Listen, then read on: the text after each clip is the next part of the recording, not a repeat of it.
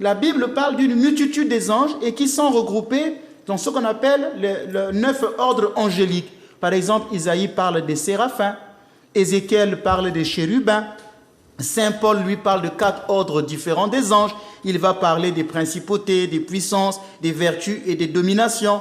Et dans l'épître aux Colossiens, il en nomme un 5e.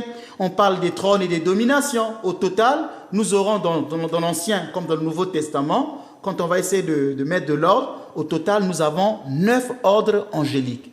9 ordres angéliques. Donc tous les anges n'ont pas la même fonction. Tous les anges n'auront pas la même puissance. D'accord. Mais peut-on parler d'une hiérarchie céleste? Oui, c'est à partir de ça qu'on peut parler d'une hiérarchie céleste. D'ailleurs, c'est Saint-Denis l'Aréopagite.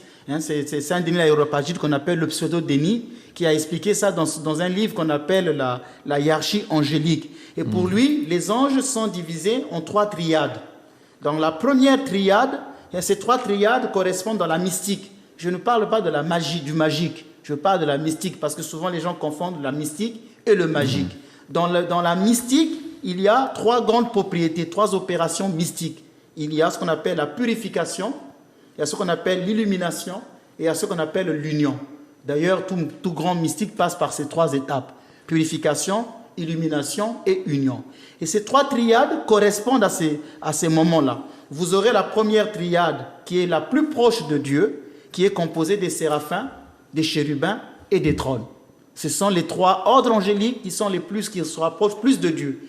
Vous aurez une deuxième triade qui est intermédiaire. Cette triade est composée des dominations, des vertus et des principautés, des puissances que je voulais dire, des puissances.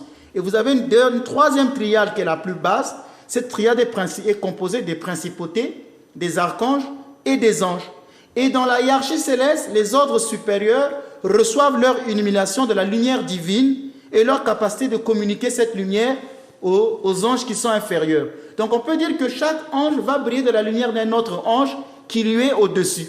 Et c'est les anges qui sont au-dessus transmettent leur lumière aux anges inférieurs. Et donc la lumière divine des anges n'est pas la même pour tous les anges. C'est pourquoi on dit qu'ils n'ont pas tous la même puissance.